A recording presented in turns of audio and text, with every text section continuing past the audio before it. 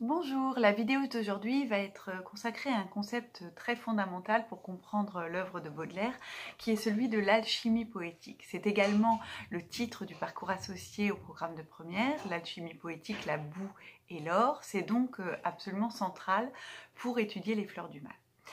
Dans l'appendice des Fleurs du Mal, en 1857, Baudelaire écrit « J'ai pétri de la boue et j'en ai fait de l'or ». On peut considérer que c'est un petit peu la devise de Baudelaire, mais aussi un guide de lecture pour nous. On trouve une variante dans une ébauche qu'il avait rédigée pour l'édition de 1861. « Ô vous, soyez témoins que j'ai fait mon devoir, comme un parfait chimiste et comme une âme sainte, car j'ai de chaque dose extrait la quintessence, tu m'as donné ta boue. Et j'en ai fait de l'or. » Alors on pourrait déjà se demander, dans ce tutoiement, à qui s'adresse Baudelaire. Est-ce qu'il s'adresse au lecteur qu'il avait désigné dans l'appendice ô hypocrite lecteur, mon semblable, mon frère? Est-ce qu'il s'adresse à la femme aimée? Est-ce qu'il s'adresse à son éditeur? La question reste entière.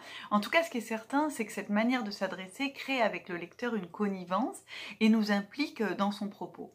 Alors, qu'est-ce que ça signifie quand Baudelaire dit « j'en ai fait de l'or » en utilisant ce passé composé qui montre que l'action a été réussie, qu'elle est derrière nous, qu'elle est achevée. Cette expression, ça renvoie donc à l'acte poétique qui serait celui de transfigurer, de transmuter, de métamorphoser, de transformer. Alors, quoi en quoi? Eh bien, la réalité, telle qu'elle est, parfois et souvent triviale, cruelle, même dégoûtante si vous relisez une charogne, en quelque chose qui est sublimé, qui est l'or, qui serait du côté des fleurs, de la beauté. C'est donc cette transformation de la boue en or qui serait l'essence même du travail poétique. Baudelaire utilise le terme de quintessence. Donc il se fait référer là à une pratique très ancienne qui s'appelle l'alchimie, qui est pratiquée dans le monde arabo-musulman à partir du 1er siècle après Jésus-Christ et qui aurait pour but de transformer un matériau vil, comme le plomb ou le fer, en matériaux nobles tels l'or ou l'argent. C'est donc une entreprise chimique qui prend là un sens métaphorique puisque c'est une pratique qui a souvent été aussi associée à la magie, à la sorcellerie, aux sciences occultes et à des choses qui seraient interdites finalement. Baudelaire parle d'ailleurs de la poésie comme une sorcellerie évocatoire.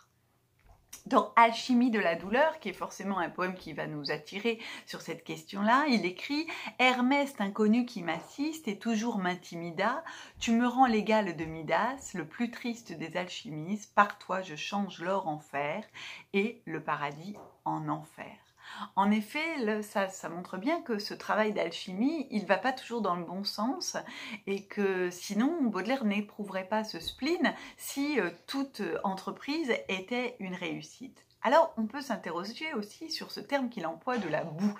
Il ne dit pas le fer, il ne dit pas le plomb. Baudelaire dit la boue. La boue, c'est la fange, c'est un mélange de terre et d'eau. C'est l'humus, c'est ce qui nous renvoie aussi à la décomposition des corps. Par exemple, dans un poème comme Le Mort joyeux, la terre grasse et pleine d'escargots. C'est ça, la boue.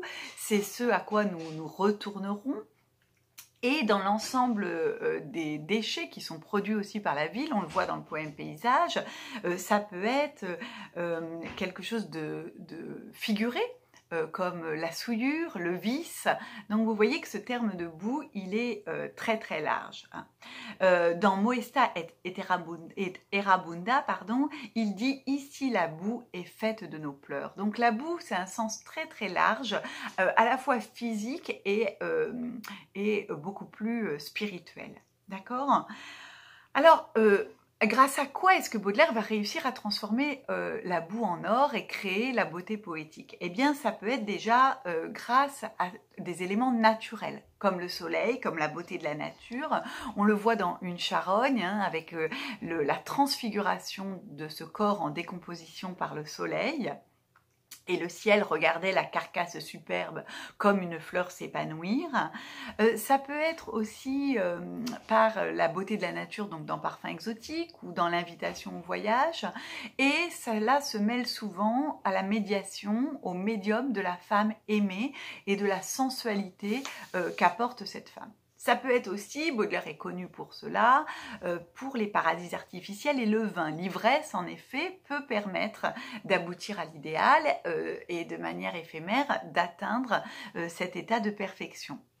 Dans Le Poison, Baudelaire écrit « Le vin sait revêtir le plus sordide bouge d'un luxe miraculeux et fait surgir plus d'un portique fabuleux dans l'or de sa vapeur rouge, comme un soleil couchant dans un ciel nébuleux. L'opium agrandit ce qui n'a pas de borbe, allonge l'illimité, approfondit le temps, creuse la volupté, et de plaisirs noirs et mornes remplit l'âme au-delà de sa capacité. » Donc vous voyez combien l'ivresse ou l'ivresse qui est provoquée par les drogues peuvent apporter en un temps cette transfiguration du monde. Le poète lui-même, dans sa démarche poétique, et c'est ça qui est le plus important, c'est-à-dire la poésie, la beauté des mots, le lexique, les rimes, les effets sonores, la puissance de la suggestion des images poétiques vont permettre de transformer la boue en or.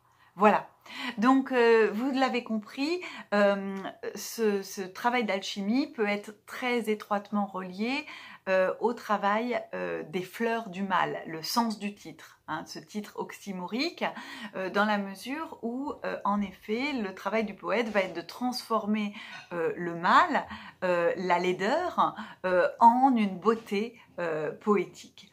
Il s'agit en effet d'extraire la beauté du mal, de trouver la quintessence de la beauté, même dans la laideur.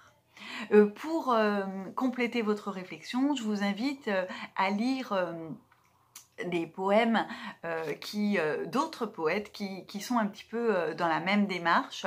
Je songe par exemple à Victor Hugo, J'aime l'araignée et l'ortie, au poème de Vénus Anadyomène d'Arthur Rimbaud, où il transfigure une vieille prostituée échouée dans une baignoire en une Vénus revisitée, ou encore Le crapaud de Tristan Corbière ou Le lombric de Jacques Roubaud. Et ce sont des poèmes qui pourront venir éclairer votre réflexion sur le travail alchimiste de la poésie.